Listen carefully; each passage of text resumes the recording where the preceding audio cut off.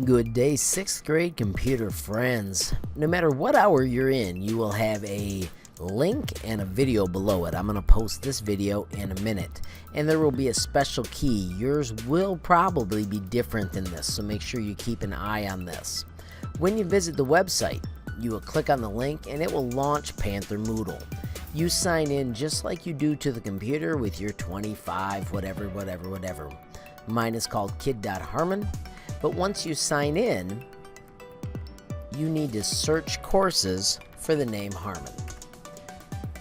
When you type go, it'll show you all the possible ones, and the one that you want is Computers 1 Harmon.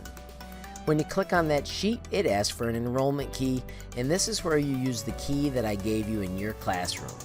You can even just copy it using Control-C, and then go back to Classroom and do Control-V to paste it in. Once you click that, it'll enroll you and you will be in my class.